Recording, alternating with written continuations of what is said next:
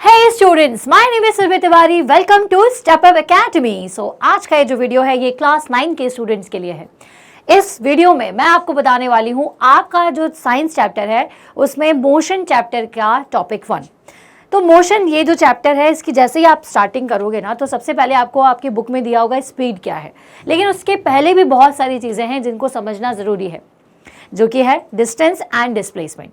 अब डिस्टेंस का क्या मतलब है और डिस्प्लेसमेंट का क्या मतलब है और ये कैसे रिलेटेड है स्पीड से, चलिए इस बात को पहले बताती हूँ कि क्यों हम इस चैप्टर में डिस्टेंस और डिस्प्लेसमेंट के बारे में पढ़ रहे हैं। तो इस चैप्टर में आपको पढ़ना है स्पीड के बारे में, स्पीड के लिए ग्राफ आपको प्रिपेयर करना है, टाइम के साथ में ग्राफ देखना है। लेकिन जब आप स्पीड की बात करते हो तो चाहे आप कार की स्पीड की बात करो या आप किसी ह्यूमन या पर्सन की स्पीड की बात करते हो तो स्पीड को इसी तरीके से मेजर किया जाता है कि उसने कितने टाइम में कितना डिस्टेंस कवर किया है, तो उसी को ही आप स्पीड कहते हो। तो सबसे पहले तो हमें डिस्टेंस और एक और वर्ड निकल के आता है डिस्प्लेसमेंट, इनके बारे में जानना चाहिए। इसे शुरू करूँ उससे पहले मैं आपको बता दूं कि distance is a scalar quantity and displacement is a vector quantity. Distance एक स्केलर क्वांटिटी है, मतलब इसमें सिर्फ और सिर्फ मैग्नीट्यूड होता है, डायरेक्शन नहीं। मैग्नीट्यूड का मतलब किसी भी चीज़ की वैल्यू, उसका मान, वो उसका मैग्नीट्यूड कहलाता है। डिस्प्लेसमेंट में मैग्नीट्यूड और डायरेक्शन दोनों होगी कि कोई चीज़ 2 किलोमीटर चली नॉर्थ की डायरेक्शन में तो हम इसे कहेंगे कि वो डिस्प्लेसमेंट है। क्लियर हुआ? तो चलिए अब आते हैं प्रॉपर डेफिनेशन पर, जो कि है डिस्टेंस की डेफिनेशन। तो डिस्टेंस का मतलब होता है the total path covered by a body is known as distance. मतलब कि कोई बॉडी कितना किसी ग्राउंड में जितना भी पोर्शन चलकर या गाड़ी से कवर करती है उसे हम कहते हैं उसका टोटल डिस्टेंस। आया समझ में बात? तो distance is a scalar quantity with because it only has a magnitude, क्योंकि इसमें सिर्फ और सिर्फ मैग्नीट्यूड होता है, वैल्यू होती है। तो अगर मैं इसकी डेफिनेशन की बात करूं, जो अगर आपको लिखना है तो आप किस तरह से लिख सकते हो, तो देखो distance is a scalar quantity. सबसे पहला पॉइंट आपको यही बता देना है कि ये स्केलर क्वांटिटी है, जिसका मतलब क्या होता है, how much ground an object has covered during its motion. मतलब कि कोई भी ऑब्जेक्ट जो कि मोशन में है उसने कितना ग्राउंड कवर किया है, ये उसका डिस्टेंस कहलाएगा। अब इस बात को अगर आप नहीं समझे हैं तो इस डेफिनेशन से तो बिल्कुल समझ जाएंगे। तो distance is the total movement of an object without any regard to direction. मतलब कि कोई बॉडी कितना मूवमेंट कर रही है, मतलब जैसे कि एक छोटा सा बच्चा है, जैसे मैंने छोड़ दिया कि आप जाओ ग्राउंड में खेलो, तो वो ग्राउंड में जितनी देर तक भी पैदल चला है, जितनी देर तक भी वो रन किया है, तो उसने जितने भी पाथ को कवर किया है वो उसका टोटल डिस्टेंस कहलाता है। आया समझ में? जैसे कि एक और एग्जाम्पल लेकर के मैं आपको समझाऊंगी कि मान लीजिए कि एक शेप है जिसे भूख लगी हुई है और वो हरी हरी घास को ढूंढ रही है। तो मान लीजिए कि वो यहाँ से चलना शुरू करती है और पहुँचती है पॉइंट ए पर, यहाँ पर कुछ घास खाती है, फिर जाती है, थोड़ा दूर चलती है, बी पॉइंट पर आ जाती है और कुछ उसको मिलता है, फिर सी पॉइंट पर खाती है, फिर डी पॉइंट पर खाती है, ठीक है। और शाम को होते होते वो वापस जहाँ से चली थी, मान लीजिए कि जहाँ पे उसको शेल्टर मिलता है उस जगह पे पहुँचती है, ई पॉइंट है वो, तो वहीं पहुँच जाती है। तो इसका मतलब कि ई से ए, बी, सी, डी और वापस ई में जितना भी उसने डिस्टेंस को कवर किया, जितना भी पाथ उसने कवर किया, उसे हम कहेंगे उसका डिस्टेंस। तो इसका मतलब कि शीप ने जो पाथ को कवर किया है वो कौन सा पाथ है, ई, ए, बी, सी, डी, ई। तो इसमें जितना भी पाथ को कवर करने में उसने डिस्टेंस कवर किया वही उसका डिस्टेंस कहलाएगा। अब एक बात और समझ लीजिए, 2 पॉइंट आपको आगे जब डिस्प्लेसमेंट में पढ़ाऊंगी उसके लिए जानने ज़रूरी हैं, जैसे कि इनिशियल पॉइंट और फाइनल पॉइंट। इनिशियल पॉइंट का क्या मतलब होता है और फाइनल पॉइंट का क्या मतलब होता है, इस बात को मैं अभी आपको समझाने वाली हूँ। इनिशियल पॉइंट का मतलब होता है कि आपने कहाँ से चलना शुरू किया, आप इसे स्टार्टिंग पॉइंट भी कह सकते हो, मतलब जहाँ से आप चलना शुरू करते हो। और फाइनल पॉइंट मतलब क्या होता है, जहां पर आपने एंड किया है, ठीक है, जहां पर आपकी जर्नी एंड हो गई, that is your final point. जहां से किसी चीज ने चलना शुरू किया इज योर स्टार्टिंग पॉइंट या फिर इनिशियल पॉइंट, और जहां पर आप जाकर के पहुंच जाते हैं that is your ending point या फिर फाइनल पॉइंट। ओके, अब ये चीज़ क्यों मैं बता रही हूँ, क्योंकि अब जो नेक्स्ट टॉपिक मैं आपको पढ़ाऊंगी दैट इज डिस्प्लेसमेंट, तो वो क्या होती है, ठीक है। लेकिन उससे पहले मैं आपको बता दूं unit of measurement. Unit of measurement का मतलब ये है कि डिस्टेंस को मेजर करने के लिए हम किसका यूज करेंगे। तो डिस्टेंस का यूज़ करने के लिए जैसे अगर मैं बोलूँ कि आपके घर से आपके स्कूल तक का डिस्टेंस मुझे बताइए, तो आप किससे मेजर करेंगे? आप टेप से, मीटर टेप से या फिर किलोमीटर टेप से उसको मेजर करके मुझे बताएंगे, राइट। सो यहाँ पर जो लेंथ है वही बेसिकली हम मेजर कर रहे हैं। डिस्टेंस का मतलब क्या होता है कि आप कितना लेंथ आपने कवर किया है। तो लेंथ को मेजर करने के लिए हम मीटर का यूज़ करते हैं, तो डिस्टेंस को मेजर करने के लिए भी हम क्या करेंगे? तो स्टैंडर्ड यूनिट जो होती है डिस्टेंस को कवर करने की या डिस्टेंस को मेजर करने की, वो होती है मीटर्स, या फिर अगर और ज़्यादा बड़े एरिया की बात की जाए तो किलोमीटर्स, और बहुत ही छोटा अगर एरिया है तो सेंटीमीटर और मिलीमीटर, है ना। मतलब कि जो लेंथ को मेजर करने के लिए आप यूनिट का यूज़ करते हैं, उसी यूनिट का यूज़ आप डिस्टेंस को मेजर करने के लिए भी करेंगे। ओके, तो यहाँ से आपको क्या क्या चीज़ें क्लियर हुई? यहाँ से मैंने आपको बताया कि डिस्टेंस का क्या मतलब होता है और उसे किस तरह से मेजर किया जाता है। तो 3 बातें याद रखनी है कि the total distance, the total area covered by the body when it is in motion. तो जब भी कोई बॉडी मोशन में हो और वो अपना जितना भी टोटल एरिया कवर करती है उसे कहते हैं उसका total distance. It is a scalar quantity. दूसरी पॉइंट आपको ये याद रखना है कि एक स्केलर क्वांटिटी है। और तीसरा पॉइंट जो आपको याद रखना है वो ये है कि इसकी जो यूनिट ऑफ मेजरमेंट है, क्योंकि वो लेंथ ही हम मेजर कर रहे हैं, इसलिए मीटर, किलोमीटर, मिलीमीटर, सेंटीमीटर कुछ भी हो सकती है। सो when calculating distance, the symbol D is normally used to represent the distance. अब जब भी आप कभी भी डिस्टेंस को पढ़ोगे तो आप लेटर D का यूज़ करते हो, स्मॉल d का हम यूज़ करते हैं डिस्टेंस के लिए। अब देखिए हर चीज़ के लिए, जैसे रेजिस्टेंस के लिए R, इंडक्टर के लिए L, कैपेसिटर के लिए C, है ना, हर चीज़ का हमने एक सिंबल बनाया हुआ है। उसी तरीके से डिस्टेंस के लिए स्मॉल d का यूज़ किया जाता है। अब बारी आती है कि डिस्टेंस फॉर्मूला, है ना, कि डिस्टेंस को मेजर करने का क्या मैम कोई फॉर्मूला है? अब देखिए फॉर्मूला तो बिल्कुल है। कैसे है? मान लीजिए कि ये डिपेंड करता है कि क्या क्वेश्चन किया गया है।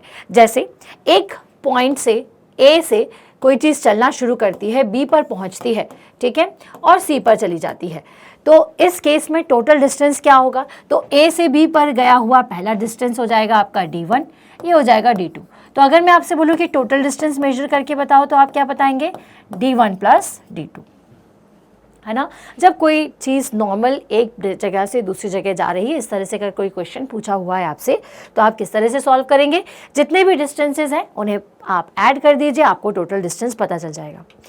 एल्स एक और फॉर्मूला होता है जो मैं आपको बताती हूँ, वो है D = S × अब ये फॉर्मूला कहाँ से आ गया आप पूछेंगे? तो देखिए आगे हमें पढ़ना है स्पीड। स्पीड होता है total distance covered by body in a unit time. तो कितना डिस्टेंस आपने कितने टाइम में कवर किया, ये भी आपको एक फॉर्मूला देता है जो कि होता है S = D/T। इसी फॉर्मूले की हेल्प से हमने निकाला है S × T = D।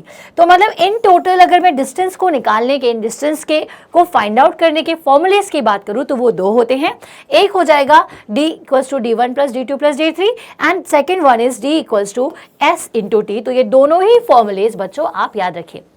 अब मैं आपको बता दूं कि किस फॉर्मूले का यूज़ कब करना है। मान लीजिए आपको कुछ इस तरह से का क्वेश्चन दिया हुआ है कि एक छोटा सा लड़का पढ़ते पढ़ते A पॉइंट से C पॉइंट पर जाता है, फिर B पॉइंट पर जाता है, वापस A पॉइंट पर आ जाता है, देन कैलकुलेट कि उसने कितना डिस्टेंस कवर किया है। तो इस केस में आप कैसे निकालेंगे कि टोटल डिस्टेंस क्या हो गया? तो अब देखो, सबसे पहले वो A से C पर गया, दैट मीन्स कि 5 मीटर, फिर 5 मीटर इसने कवर किया, फिर उसके बाद C से B पर गया तो 4 मीटर।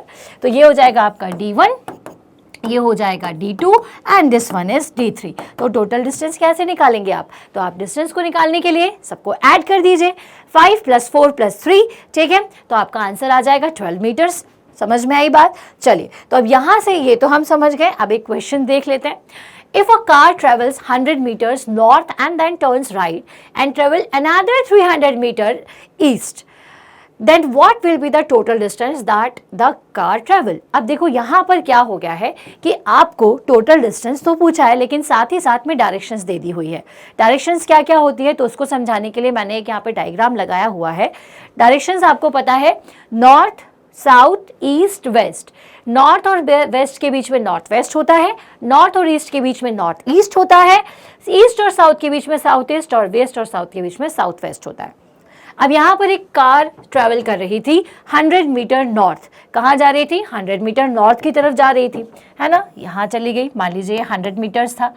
देन उसके बाद क्या हुआ, उसने राइट टर्न लिया and travel another 3 metre east. अब वो फिर चली, लेकिन कितना उसने ट्रेवल किया? 3 मीटर ट्रेवल किया।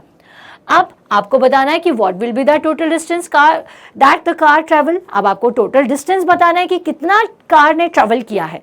देखो, ऐसा नहीं है कि यहाँ पर आपको नॉर्थ और साउथ मतलब कि डायरेक्शंस दे दी तो कुछ एक नया हमें कुछ करना है, नहीं। सिंपल आपको, क्योंकि टोटल डिस्टेंस पूछा है तो आप टोटल डिस्टेंस इक्वल्स टू क्या लिखेंगे? डिस्टेंस इक्वल्स टू आप कर देंगे d1 plus d2। That means क्या करना है आपको? 100 प्लस 300, मतलब कितना टोटल चली है, कितना डिस्टेंस उसने कवर किया है? 400 मीटर्स। आया आपको इतना समझ में? आई होप आ चुका होगा। चलिए, तो यहाँ से ये क्वेश्चन को करेंगे खत्म और आगे पहुँचेंगे। A girl is riding her bike to her friend's house. She takes half an hour to get her friend's house and has an average speed of 15 km per hour. Calculate the total distance covered. अब देखिए, यहाँ पे total distance पूछा है, but आपको साथ में क्या दी हुई है? यहाँ पर आपको एवरेज स्पीड भी दी हुई है ना, कि स्पीड कितनी है उसकी? 15 किलोमीटर्स पर आवर। मतलब कि एक आवर में वो कितना चलती है? 15 किलोमीटर चलती है। तो what will be the total distance covered? अब यहाँ से कुछ नहीं करना है, d इक्वल्स टू आप फॉर्मूला लगा दीजिए s इंटू टी। ठीक है, तो एक आवर में, ठीक है, 15 किलोमीटर पर आवर, तो 1 आवर में वो कितना डिस्टेंस, कितनी स्पीड से चलती है? 1 आवर में 15 किलोमीटर पर आवर की स्पीड से वो डिस्टेंस कवर करती है। मतलब कि एक आवर में वो 15 किलोमीटर चल सकती है। ठीक है, so she take half an hour to get her friends house. Calculate the total distance covered. तो एक बात साफ साफ बच्चों यहाँ पर क्लियर है कि एक आवर में अगर वो 15 किलोमीटर कवर कर रही है और उसको अपने फ्रेंड के घर तक पहुँचने में हाफ एन आवर लग रहा है, दैट मीन्स कि अगर एक आवर में 15 किलोमीटर है तो हाफ आवर में कितना होगा? तो 15 divided by 2 that is 7.5 kilometres. तो टोटल डिस्टेंस उसे कितना कवर करना पड़ा होगा हाफ आवर के लिए? 7.5 किलोमीटर्स। तो यहाँ पर कितना टोटल डिस्टेंस कवर किया है उसने? 7.5 किलोमीटर्स। ओके, तो यहां से बच्चों मैंने आपको बताया है कि डिस्टेंस कैसे कैसे कैलकुलेट किया जाता है। तो डिस्टेंस को या तो सिंपल आपको क्वेश्चंस दिया जाएगा कि एक चीज ए पॉइंट से बी जाती है, बी से सी जाती है, सी से डी जाती है, तो टोटल डिस्टेंस बताओ। एल्स अगर आपको स्पीड के फॉर्म में डिस्टेंस पूछा हुआ है देन आपको याद रखना है कि डी इक्वल्स टू होता है एस इंटू टी, मतलब speed into time. Okay, and उसी के अकॉर्डिंग हम उसे सॉल्व करेंगे। तो यहाँ तो मैंने आपको डिस्टेंस बता दिया। अब बारी आती है डिस्प्लेसमेंट की। तो डिस्प्लेसमेंट की एक बहुत सीधी सच्ची सी डेफिनेशन है। इसका मतलब ये होता है, डिस्प्लेसमेंट का मतलब कि द टोटल डिस्टेंस, मतलब कि the shortest distance between initial and final point is known as displacement. कुछ बात समझ में आई? अब देखो क्या हो रहा था कि जैसे वो शिप का अगर मैं एग्जांपल दूं, तो जब वो ए पॉइंट जहाँ पर उसका घर था वहाँ से उसने चलना शुरू किया, ठीक है, फिर बी पॉइंट पर गई, फिर उसके बाद सी पॉइंट पर गई, फिर उसके बाद डी पॉइंट पर गई। ठीक है, तो अगर मैं बोलूँ कि इसने टोटल डिस्प्लेस कितनी हुई है, अपनी जगह से डिस्प्लेस कितनी हुई है, तो इसका मतलब कि इनिशियली वो कहाँ से चलना शुरू हुई थी? इनिशियल जो पॉइंट था उसका वो कौन सा था? इनिशियल पॉइंट था उसका घर, पॉइंट ए। और फाइनल पॉइंट क्या था? तो फाइनल पॉइंट जो है वो है पॉइंट नंबर डी। ठीक है, तो डिस्प्लेस कहाँ से कहाँ हो, कोई भी चीज़ डिस्प्लेस कैसे होती है? मतलब कि आप उसकी एक पोजीशन से दूसरी पोजीशन पे पहुंचा देते हो, एक फाइनल पोजीशन पे कोई भी चीज़ पहुंचती है ना। जैसे कि अगर मैंने एक बॉक्स को अपने ड्राइंग रूम से उठा करके मैं उसे लाई और कमरे में रख दिया, तो मतलब डिस्प्लेसमेंट क्या कहलाएगा कि ड्राइंग रूम से रूम तक मैं उसे ले गई हूँ, लेकिन मैं कहाँ से कहाँ लेकर आई हूँ इससे कोई मतलब नहीं कि मैं कहाँ कहाँ उसे पहले लेकर गई। उसी तरीके से शीप कहीं पर भी गई हो, लेकिन जब उसकी फाइनल और इनिशियल वैल्यू देखी जाएगी तो डिस्प्लेसमेंट क्या कहलाएगा? तो डिस्प्लेसमेंट जो है वो कहलाएगा ये ए और बी, क्योंकि यही वो शॉर्टेस्ट डिस्टेंस है जो कि ये शो करेगा कि वो डिस्प्लेस हो चुकी है अपनी इनिशियल पोजीशन से। ठीक है, so this is the shortest distance between initial and final point of a body. अब यहाँ पर आपको डायग्राम दिख रहा होगा। अगर मान लीजिए कि ग्रीन कलर आपके डिस्टेंस को रिप्रेजेंट कर रहा है, तो ये जो ब्लू कलर की लाइन है ये रिप्रेजेंट कर रही है डिस्प्लेसमेंट को। अगर डिस्टेंस यहाँ तक होता है, ये देखिए अगर डिस्टेंस यहाँ तक होता है तो आपका डिस्प्लेसमेंट कितना हो जाएगा, सिर्फ ये कि कोई भी बॉडी इतना डिस्प्लेस हुई है, कोई भी चीज़ यहाँ से चलना शुरू की है, ये इसका इनिशियल पॉइंट था, ये इसका फाइनल पॉइंट था। अगर मैं बोलूँ कि कोई चीज़ यहाँ तक चली है तो उस केस में डिस्प्लेसमेंट क्या हो जाएगा, ये डिस्प्लेसमेंट हो जाएगा। अगर मैं कहूँ कि कोई चीज़ यहाँ तक चली है तो उसका डिस्प्लेसमेंट फिर आप किस तरह से रिप्रेजेंट करेंगे, तो उसका डिस्प्लेसमेंट हो जाएगा दिस। आया समझ में? तो मतलब कि कोई भी चीज़ कितना अपनी इनिशियल पोजीशन से फाइनल पोजीशन में पहुंचती है, जिस शॉर्टेस्ट डिस्टेंस से, उसी को उसका डिस्प्लेसमेंट कहा जाता है। Okay, so displacement is defined as the change in position of object. Change in position of object, सबसे पहले क्या कहा है कि किसी भी ऑब्जेक्ट की पोजीशन का चेंज होना उसका डिस्प्लेसमेंट है। So it is a vector quantity and has a direction and magnitude. अब दूसरी चीज़ आपको याद रखनी है कि ये एक वेक्टर क्वांटिटी है, इसका मतलब इसमें मैग्नीट्यूड और डायरेक्शन दोनों है। It is represented as an arrow that points from the starting position to the final position. अगर मुझे डिस्प्लेसमेंट को रिप्रेजेंट करना है तो क्योंकि इसमें मैग्नीट्यूड और डायरेक्शन दोनों है, तो डायरेक्शन को शो करने के लिए आप किसका इंडिकेट करते हो, किससे इंडिकेट करते हो, एरो का आप यूज़ करते हो। तो यहाँ पर भी आपको बच्चों एरो का यूज़ करना है। तो यहाँ तक कहानी समझ में आई कि डिस्प्लेसमेंट का मतलब है सिर्फ shortest distance covered by a body, या फिर distance between initial and final position, उसे ही आप क्या कहोगे, उसे ही आप डिस्प्लेसमेंट कहोगे। The define is the change in position of object. देखिए तीन अलग अलग चीज़ें हैं, ऐसा आपको लग रहा होगा कि हर बार अलग अलग बात की जा रही है, लेकिन अलग अलग बात बिल्कुल भी नहीं है। जैसा मैंने कहा कि displacement is change in position of object, तो ऑब्जेक्ट अपनी पोजीशन चेंज कर रहा है, मतलब कि इनिशियल से फाइनल वैल्यू पर आया है। या फिर अगर मैं इसे ऐसे बोलूं कि the shortest distance between initial and final point is known as displacement. तो जो सबसे छोटा चेंज होगा, जैसे कि उस डायग्राम में अगर मैं आपको रिप्रेजेंट करूं तो कोई चीज़ यहाँ से चलना शुरू हुई है, यहाँ तक पहुँची है, तो अगर मैं आपसे कहूँ कि शॉर्टेस्ट डिस्टेंस बताओ इन दोनों के बीच का, तो आप क्या मार्क कर देंगे, ये मार्क कर देंगे। तो this is displacement. So now क्योंकि डिस्प्लेसमेंट के साथ डायरेक्शन भी होती है, इसलिए जब भी हम डिस्प्लेसमेंट को शो करते हैं तो हम एरो के साथ ही उसे इंडिकेट करते हैं, क्योंकि डिस्प्लेस किस पोजीशन पे हुई है, कहाँ हुई है, ये हमें डायरेक्शन के साथ बताना होता है। इसलिए displacement is a vector quantity. Okay, so displacement is defined as the change in position. And अगर आप डायग्राम इसका बता सकते हो तो ये देखिए कि ये है आपका डिस्टेंस। डिस्टेंस का क्या मतलब होता है कि उसने कितना टोटल पाथ कवर किया, यहाँ तक का टोटल पाथ कवर किया। लेकिन डिस्प्लेसमेंट की कहानी उल्टी हो जाएगी, क्योंकि कोई भी चीज़ अगर ए से चल के शुरू होती है बी तक, तो जितना भी पाथ उसने कवर किया उसकी पूरी लेंथ आपका डिस्टेंस है। लेकिन ए से बी पर पहुँचने, क्योंकि वो पहुंची है, तो इन दोनों पॉइंट के बीच का जो डिस्प्लेसमेंट होगा कि यहाँ से यहाँ तक इस डायरेक्शन में डिस्प्लेस हुई, तो ये हो जाएगा उसका डिस्प्लेसमेंट, है ना। अब बच्चे बड़े कंफ्यूज होते हैं डिस्टेंस और डिस्प्लेसमेंट में, थोड़ा सा डेफिनेशंस ही ऐसी हैं कि आपको कंफ्यूज करें, पर ऐसा घबराने की बात नहीं है। तो हाउ टू फाइंड डिस्प्लेसमेंट। अब देखो, अभी मैंने आपको दो तरीके बताए, डिस्टेंस निकालने के और डिस्प्लेसमेंट निकालने के। अब इन अ सिमिलर वे अब मैं आपको समझाऊंगी कि डिस्प्लेसमेंट कैसे निकालना है। अब मान लीजिए किसी हॉरिजॉन्टल लाइन की बात की जा रही है, एक जो भी कोई भी कार थी या व्हाटएवर, कोई भी आप एग्जांपल ले सकते हैं, वो एक्स पोजीशन से वाई पोजीशन पे जाके पहुंचता है। और अगर मैं आपसे कहूं कि अब इसका डिस्प्लेसमेंट निकालो, तो आपको क्या करना है। तो देखिए कोई भी चीज़ अगर हॉरिजॉन्टल लाइन में आप बात करो या फिर किसी भी स्ट्रेट लाइन में कोई चीज़ अपनी पोजीशन को चेंज करती है, तो कैसे चेंज करेगी, वो ऑब्वियस सी बात है, एक इनिशियल पॉइंट पर हो, एक उसका इनिशियल पॉइंट होगा और एक उसका फाइनल पॉइंट होगा। अब इस इनिशियल पॉइंट और फाइनल पॉइंट का मतलब क्या है। इनिशियल पॉइंट मतलब जहाँ से वो चलना पहले जहाँ पर थी, और फाइनल पॉइंट मतलब जहाँ वो पहुँच चुकी है। तो अगर आपको ऐसे कोई हॉरिजॉन्टल लाइन से रिलेटेड क्वेश्चंस आते हैं, तो सिंपल सा आप फॉर्मूला यूज़ कीजिए डिस्प्लेसमेंट को निकालने का। डिस्प्लेसमेंट आप कैसे निकाल सकते हैं इसमें, तो डिस्प्लेसमेंट निकालने के लिए आपको कुछ नहीं कर देना है, फाइनल माइनस इनिशियल जो पोजीशन होती है आपकी, उसे आप माइनस कर दीजिए। ठीक है, फाइनल माइनस आप इनिशियल करेंगे तो आपको यहाँ से क्या मिल जाएगा, डिस्प्लेसमेंट मिल जाएगा। क्लियर है। अब दूसरा तरीका होता है by the use of Pythagoras theorem, है ना। पाइथागोरस थ्योरम का यूज करके हम डिस्प्लेसमेंट निकाल सकते हैं। तो on a plane displacement can be calculated by rearranging the Pythagoras theorem. Straight line या हॉरिजॉन्टल लाइन की बात की तो हमने सिंपल दो पॉइंट को माइनस किया और उससे हमें डिस्प्लेसमेंट मिल गया। लेकिन अगर किसी प्लेन की बात की जाए तो प्लेन के लिए हमें क्या करना पड़ेगा, हमें a square plus B square equal to C square, that is Pythagoras theorem जो होती है आपकी, उसका आपको यूज करना होगा। ठीक है। तो within the context of Pythagoras theorem C can be exchanged with del S in order to represent a displacement value. यहाँ पर जो आप पाइथागोरस थ्योरम लगाते हो, पाइथागोरस थ्योरम तो आप सभी ने पढ़ी होगी, ठीक है।